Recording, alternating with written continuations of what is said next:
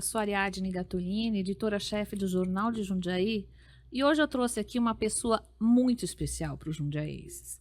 Uma pessoa que há uns 30 anos, 40 anos, ela escolheu a pobreza como missão de vida. Ela cuida de quem não é cuidado. Seja muito bem-vinda, minha queridíssima Maria Cristina Castilho de Andrade. Muito obrigada, Ariadne. Estar com você é sempre uma alegria muito grande, porque você sempre é de acréscimo. E não de acréscimo apenas no que a gente vai ler, vai aprender, mas de acréscimo para o coração. Cris, eu te conheço há muito, muito tempo. Me diz assim, como é que começou essa sementinha sua, que eu sei que é de familiar, né? E em olhar para o seu próximo marginalizado. Bom, eu já tenho 70 anos, né, Ariadne? E assim, duas coisas impactaram muito na minha vida. Uma foi que meu pai, que casou tarde, com 48 anos, porque só se casou depois que minha avó morreu, minha mãe tinha 23. Naquela época, a cadeia era onde hoje é o fórum. E ele, na época, tinha uma situação boa de vida. Ele comprava toda a cerâmica que os presidiários produziam, porque as celas eram voltadas para a rua. E aí, assim, quando eu fui crescendo e saía com ele, cada lugar que a gente ia, alguém falava para ele: Nossa, seu Castilho, o senhor está lembrado que o senhor comprava meu material quando eu estava na cadeia? E meu pai já chamava de imediato para tomar um café com a gente no lugar mais próximo, inúmeras vezes na Pauliceia, né?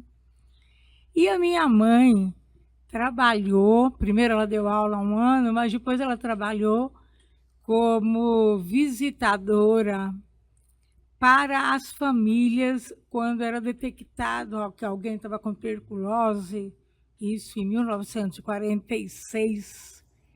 Ela era responsável para a visita na família, convidando os demais familiares para fazer o teste, porque eles reagiam um pouco. Sim. Eram muitas famílias pobres, que também a abordavam quando estavam juntas. Então, para mim, Era normal. esse respeito pelo pobre, por aquele que tinha mais dificuldade, era normal. E com 13 anos, eu morava na rua Rangel Pestana, na Marechal, tinha o educandário Nossa Senhora do Desterro, e as irmãs me convidaram para ajudar as meninas que estavam internadas lá nos deveres de escola.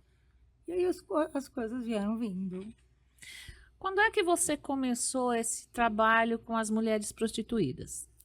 A minha conversa com elas começou paralelamente a quando eu fui ser voluntária lá na Nossa Senhora do Desterro, porque elas faziam o trotuar no quadrilátero, Rangel, São Bento, Barão e Siqueira de Moraes. E assim, falar em sexo era uma coisa que Era tabu, né? ninguém falava. E minhas amigas e eu brincávamos na rua, achávamos o máximo estar próximas de mulheres em situação de prostituição, ouvi-las combinando o programa, parar carro, né? E assim, aí sempre tem quem não tem o que fazer na vida, e foram falar para os pais que nós estávamos conversando com mulheres em situação de prostituição, com exceção dos meus pais, e eu continuei convidando, porque não acharam nada demais, né? Eles disseram que eu estava sendo criada para conviver com todas as pessoas. Eu tinha 16, quando uma das com que eu mais conversava, e ela já me contava a vida difícil dela, foi abusada sexualmente na infância, e aí ela se suicidou. Isso E te assim, marcou. eu fui até a casa dela, que a mãe me chamou, e isso me doeu muito, até porque eu tinha na família 2 casos de suicídio, o tio e o avô materno. Então, no caixão dela, eu pedi para Deus que me desse a graça de um dia trabalhar com mulheres em situação de prostituição. Estava fazendo magistério, terminei o magistério, de imediato eu comecei a dar aula. Eu falei, faço direito, faço serviço social, faço letras. Foi melhor para mim fazer letras porque eu já estava seguindo. Mas acho que foi melhor mesmo, porque era preciso que eu chegasse até elas desprovida de qualquer conhecimento nessas áreas, né? 12 anos depois, chegando na catedral, junto com o Dom Roberto, eu não parava de falar sobre esse tema com ele, e passaram por nós 4 mulheres, jogaram saquinho de urina nelas, pegou tanto em Dom Roberto como comigo. Ele falou, amanhã você começa um trabalho com as mulheres prostituídas na diocese. Aí foi o primeiro passo. Eu acompanhei a criação da Casa de Magdala. Fala um pouquinho para quem não conhece o que ela representa hoje para essas mulheres. Então, a Maria de Magdala, ela não atende somente mulheres que passaram pela prostituição. Nós temos familiares delas, né? São todas mulheres que viveram em situação de muita pobreza. Nós temos egressas da cadeia também. Em 94, eu estive no encontro de todos os trabalhos do Brasil inteiro com mulheres em situação de prostituição, mulheres em situação de vulnerabilidade social, e as mulheres do Norte estavam trabalhando e vendendo renda de bilro, né? E eu trouxe, naquela época, um videocassete, e as mulheres, então, quiseram começar um trabalho ligado ao artesanato, e foi aí que nós fundamos a entidade. Então, nós precisávamos ter uma estrutura maior para isso. O primeiro trabalho que elas quiseram foi pintura em tecido e não deu certo, porque muitas eram analfabetas e havia as que tinham passado muito pouco na escola, não tinham desenvolvido a coordenação Habilidade motora. E aí, assim, o que a Magdala representa, né? A Magdala, ela representa o empoderamento, o se reunir semanalmente com a consciência de que nós somos gente, que todos somos gente. Quando é que a gente perdeu a capacidade de olhar para o próximo e encontrar nele também a humanidade que está em nós? Quando é que a sociedade se transformou nisso que a gente vê agora, que é o pobre, distante, periférico, de preferência morto, longe do olhar? Quando é que a gente foi perdendo isso? E até mesmo dentro do movimento católico, que eu sei que você faz parte, eu vejo um hiato, né, dos cuidados que a igreja, os movimentos espíritas, evangélicos sempre tiveram. E hoje esse discurso de ódio que não enxerga no mais próximo seu semelhante, assim como sempre pregou Jesus. Então, assim, eu vejo dessa forma.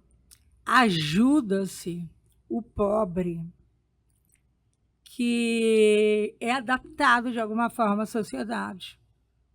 Ajuda-se muitas vezes o pobre que se dispõe a ser escravo do outro. Sim. Tá? Ele não vai reivindicar o salário. Sim. Perpetua-se a escravidão, né? Então, assim, mas o pobre inadaptado, e o pobre inadaptado, ele é aquele que não segue muitas vezes as regras da moral e dos bons costumes da sociedade. Isso se quer cada vez mais distante. E Jesus Cristo sempre colocou a misericórdia acima da lei. Pois é. A misericórdia acima da moral.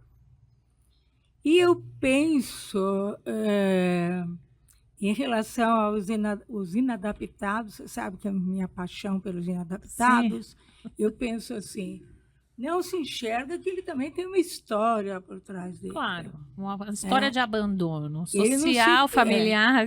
Ele não é um rebelde, não, é diferente de você ser rebelde, né? Sim. De você ser inadaptado. O inadaptado, ele tem uma história de transtorno por trás dele, que ele não encontra um espaço na sociedade, porque a sociedade vai chutá-lo mesmo para as margens.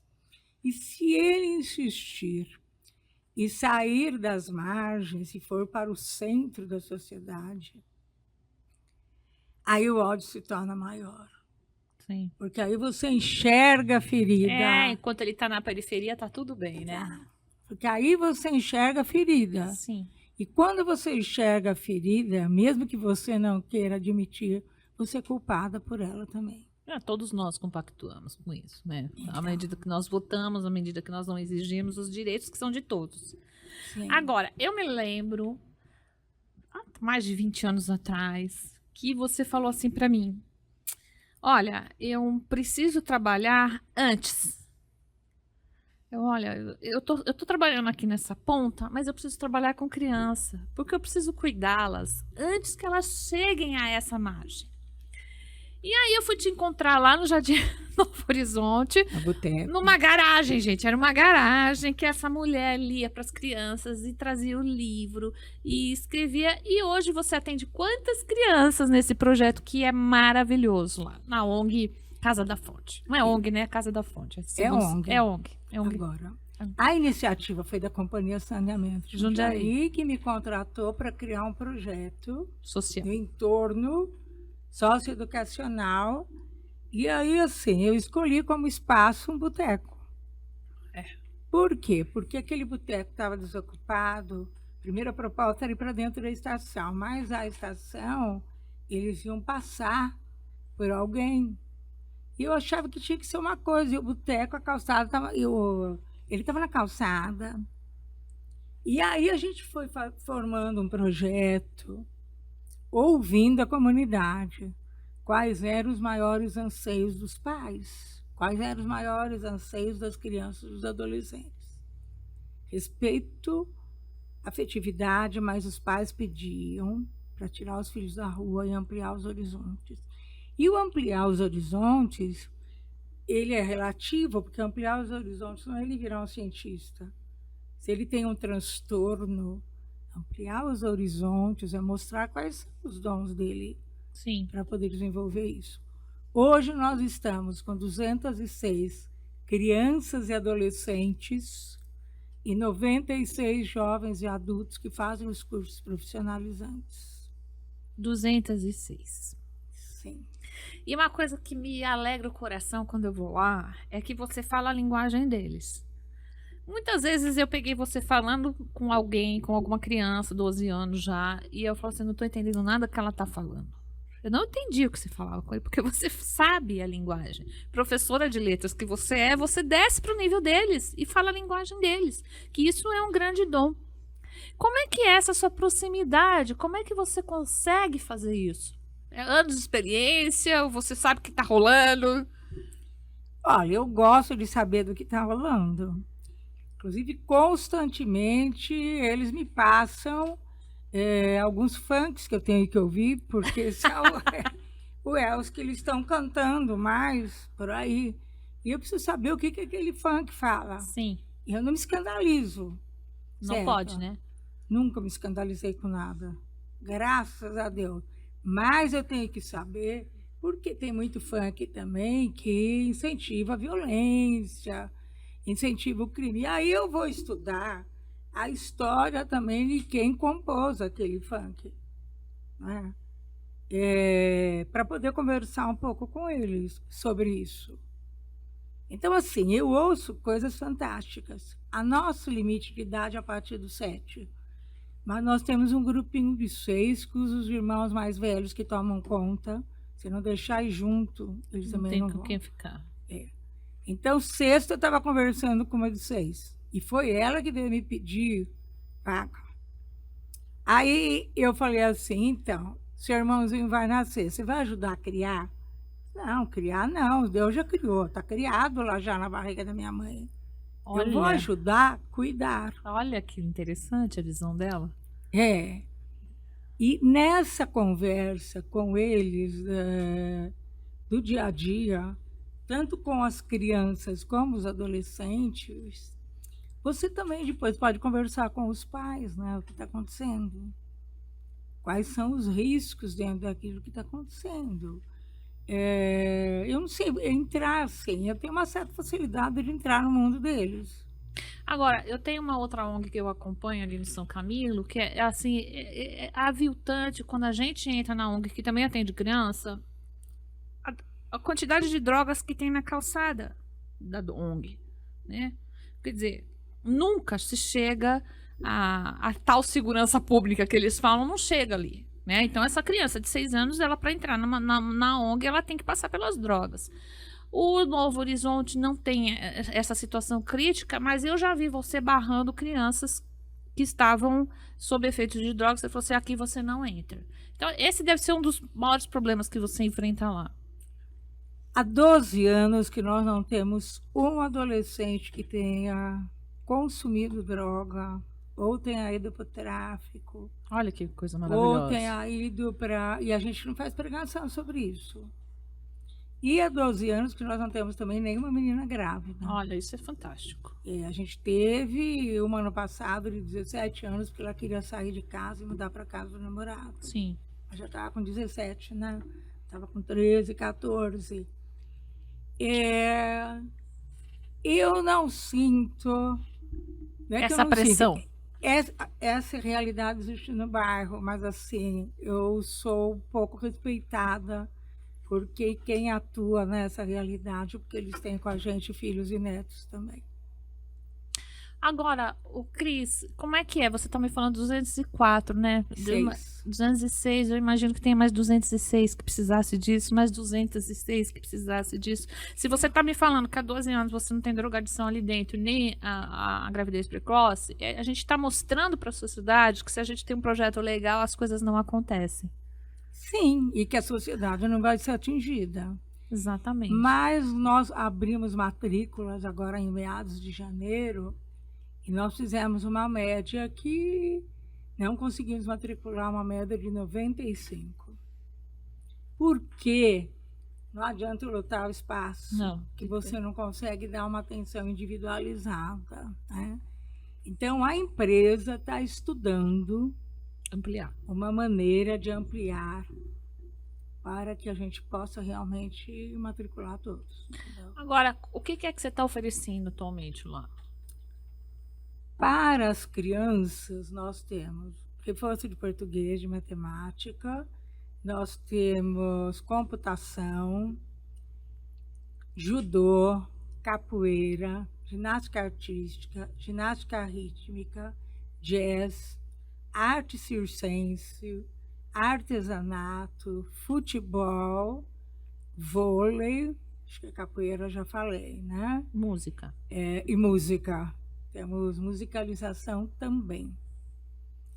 E vamos começar com um projeto junto com o Rotary Club Jundiaí Leste, que a empresa até já construiu a sala. Nós vamos começar um projeto a partir de 13 anos para aprender a consertar a bicicleta e montar a bicicleta.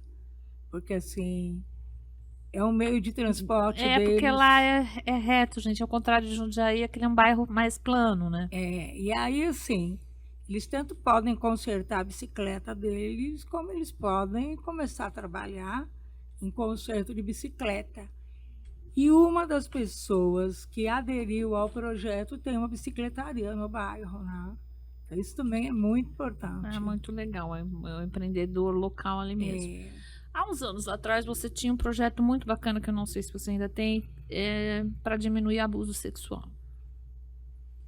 De uma forma, com uso de teatro, né? E eu lembro que eu tive uma história lá que eu acompanhei, que me comoveu muito na época, que uma garotinha, durante o teatro, acho que não sei se chamou você ou se chamou alguém, falou assim, olha, acontece isso comigo lá em casa. E eu acho que esse projeto era exatamente para isso. Eu não sei se ele deu continuidade nele. Mas essas crianças também estão à mercê do abuso sexual, né? Então, assim, como é que você olhou isso de novo, sem preconceito, e foi buscar uma tentativa de solucionar, de acolhimento, que eu me lembro também que você teve um apoio da própria EMEB ali, né? Como é que foi isso? Conta aqui pra gente.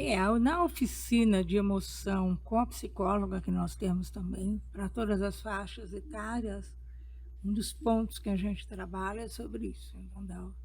Mas naquela época o cidadão era ligado a uma creche, tinha sido assim, 11 crianças, houve denúncia a respeito de 11 crianças, E tinha uma criança do bairro que também tinha sido abusada por ele. Mas essa foi uma história assim que é coisa divina, porque eu não o conhecia. Ainda bem. Ainda bem. 2 dias antes dele ser preso, ele apareceu na Casa da Fonte, junto com a avó da menina, e falou que queria ver a menina. E eu falei boa tarde, ele não respondeu. A expressão dele já me causou espanto. Aí eu falei que ele não podia ir lá para trás, que a menina estava na ginástica artística. Mas a menina veio. Quando a menina veio, meio amedrontada, ele a abraçou, mas eu cheguei perto e ele não pôde falar com ela. E ela ficou que ela parecia um tronco. Eu falei, pensei comigo, alguma coisa tem. Aí 2 dias depois eu vejo no JJ a foto dele. Sim. Aí chamei a avó. Falei, viu, a fulana passou pela creche? Ela falou, não, ele era da família acolhedora. E aí eu falei, a senhora sabia que ele é abusador? Ela teve um impacto, mas aí eu pedi para a Ana Cristina, que é psicóloga, ir conversar com ela na casa, entendeu? Foi, aí eu liguei para a delegada da mulher, a avó foi e levou a menina. E aí, assim, foi um Deus nos acuda, porque ele foi preso, mas os defensores dele tentaram atenuar a questão, porque eles falavam que era um funcionário da creche que tinha armado isso, mas a menina não passou pela creche. Uhum. Não, eu lembro que era um abuso cometido dentro do sítio dele. Lembra? Mas aí ele levava, depois de que a menina tinha ficado com ele levava para o sítio também. E aí, depois disso, alguém colocou até detetive para tentar dizer que as famílias não tinham idoneidade moral. Sim. E atrás de mim também. Sim. É interessante essa Agora, como é que você lida para prevenir esse tipo de questão? Como é que essa... É muito cruel a gente ter que educar as filhas hoje. Eu não estou falando só das suas crianças, eu estou falando das minhas possíveis netas que eu terei. A gente tem que criar essas filhas se prevenindo desse tipo de abuso. Como é que vocês trabalham esse tema com as meninas? E meninos também, né? Nós trabalhamos abertamente, entendeu? Nessa questão do que está coberto não pode ser tocado. Sim. Nós já começamos por isso, certo? E no ano passado nós tivemos um caso que uma menina que veio conversar comigo, com a psicóloga, porque a mãe e o pai trabalhavam e deixavam no horário entre que ela saía da escola, o horário que ela ia para a Casa da Fonte, na casa de uma família. E ela estava sendo abusada, primeiro da cintura para cima, por um idoso. Ainda picada, né? E a família foi embora de Jundiaí. A família ficou tão chocada, mas tão chocada, que foi embora de Jundiaí. Agora, há muitos casos, a gente passa vídeo, a gente passa filme, e nós temos muitos livrinhos sobre esse assunto. É cruel, né? É muito cruel. É muito cruel. A gente tem E que... 95% das mulheres que passaram conosco já, desde 82, podemos dizer isso, foram abusadas na infância e na adolescência por alguém de dentro de casa ou das proximidades. E veja, quando a gente começou a conversar nas décadas passadas, isso não era um tema comum. Hoje, a gente pode falar mais abertamente sobre isso. A Lei Maria da Penha vem em benefício da gente. E eu me lembro também quantas eu peguei ali que eram vítimas de violência, do marido, né? Eu lembro uma vez que teve um caso. Gente, isso aqui vira um bate-papo de comadre, mas é importante a gente alertar, né? Eu lembro de uma que tinha ficado em cárcere privado. Nossa. E ela começou a frequentar a Casa da Fonte. A sua mãe tinha um grupo com mulheres e ela começou a se abrir. E você começou a conseguir a intervenção, o apoio psicológico até que ela conseguisse denunciar. Agora, tudo isso que a gente está falando... quanto isso pesa em você, Cristina, ou quanto você acha que é o seguinte, a minha missão é essa mesmo, eu vou defender até o final e eu vou morrer fazendo isso. Como é que é isso? Porque eu me lembro que quando você começou a falar com prostitutas na catedral, em 85, mais ou menos, que eu me lembro como gente, você já era, as pessoas já ficavam de cabeça te agredindo, falando, onde já se Sim, até viu hoje. conversar com prostituta, onde já se viu abraçar o mendigo, onde já se viu conversar com o carcereiro, ou com o presidiário. E eu lembro também que naquela época que a gente ia pra cadeia de Itupeva. Conta um pouquinho da história da cadeia de Itupeva, que eu adoro, que você levava as cartas. Sim, levava as cartas para Itupeva e aqui em Anhangabaú também, né? Levava as cartas de amor, certo? É. E aí trazia as respostas. Agora, uma vez o cidadão falou assim para mim: quem vai entregar para a senhora uma carta é a minha amante. Eu falei, mas da sua esposa, sabe? Que eu conheci. Ele falou, então, o nome da sua amante eu não vou entregar. É. E, assim, essa satisfação delas de receberem não apenas as cartas, mas também um de carinho, receber, né? de receberem maquiagem, esmalte, né? Eu lembro. Essa questão do Uma ser vez mulher. a Cristina conseguiu me colocar lá dentro. Eu passei uma tarde no meio delas fazendo uma reportagem para o jornal. Naquela tempo a gente podia, né? E muito interessante a história de vida, porque não sei se os nossos ouvintes sabem, mas a mulher, quando vai para a carceragem, ela é completamente abandonada. Sim. Ao contrário dos homens que recebem as visitas, essa mulher fica completamente abandonada. Agora veja, desde 85 que você é atacada, aquela mulher que fala com a prostituta, essa mulher que fala com o mendigo, essa mulher que vai na cadeia, essa mulher que tem um trabalho lá. Isso não, você nunca ligou, né? Não. Não, e você me perguntou, eu vou dizer, eu vou fazer isso até o último dia da minha vida. E para mim é uma satisfação, entendeu? Sim. Quando alguém me para, a senhora está lembrada de mim? Às vezes eu não estou, eu falo assim, você foi meu aluno? Não, ela é do Anhangabaú, entendeu? E tem um que vai, que está morando no bairro, ele vai a cada fonte. E se eu não estou lá, ele fala assim, viu? Fala que o fulano mandou lembrança, que eu conheço ela e faz o sinal da grade. Aí tem gente que assusta, né? Sim. Mas para mim, eu me sinto muito bem das pessoas não terem barreira comigo. Não é maravilhoso? Dos povos. É maravilhoso. Assim como eu gosto também, não estou comparando, mas de animais, né?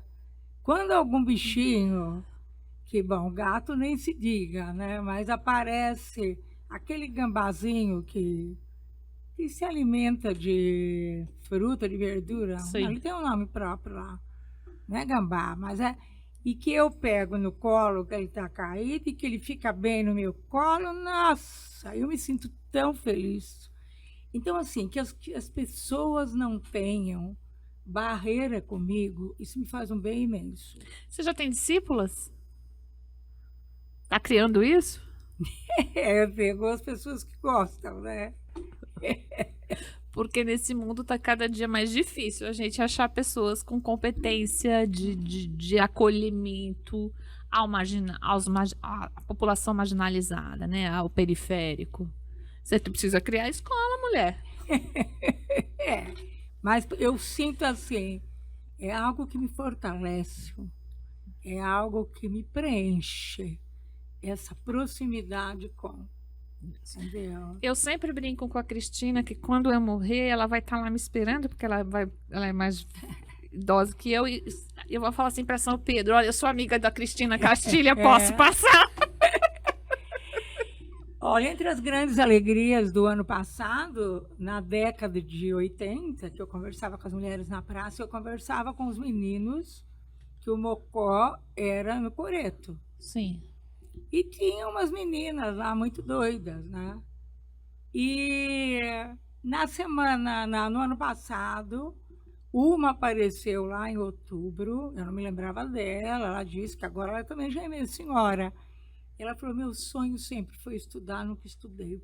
Posso fazer o curso de cabeleireiro aqui, de manicure? Eu falei, pode.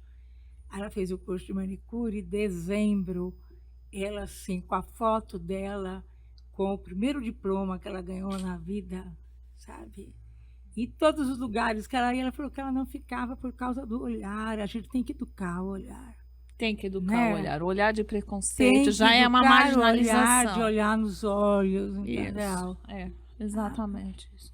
Cristina, quem quiser apoiar a Magdala ou a Casa da Fonte, o que que você precisa? Como é que a gente faz esse tipo de doação? Olha, na Magdala, a gente aceita roupa, sapato, para o bazar, que é o que mantém a entidade. E é na Rua Senador Fonseca, 517. Pode entregar direto lá. Na Casa da Fonte, nós aceitamos muito brinquedo e livros infantis e gibis, né? Para isso, como lugar é distante, se a pessoa quiser ir até lá, é uma alegria. Mas pode pegar, por exemplo, o meu e-mail e a gente marca um ponto em comum. Ou pode deixar na Magdala, que é o que eu faço. Às vezes, quando eu Pode quero... deixar na Magdala. eu pode sempre deixar na faço isso. Quando eu Magdala. quero mandar os livros, eu deixo lá na Magdala. Gente, eu conversei aqui com essa senhora maravilhosa que Deus deu como minha amiga e talvez a minha missionária também, que me ensinou e abriu muitos caminhos na reportagem, na minha vida profissional, na minha vida pessoal. Foi com ela que eu aprendi a dar aula de yoga para detentos e descobri que os presidiários são maravilhosos quando eles têm outra oportunidade. Fiquem conosco e sigam-nos aqui na nossa rede jj.com.br.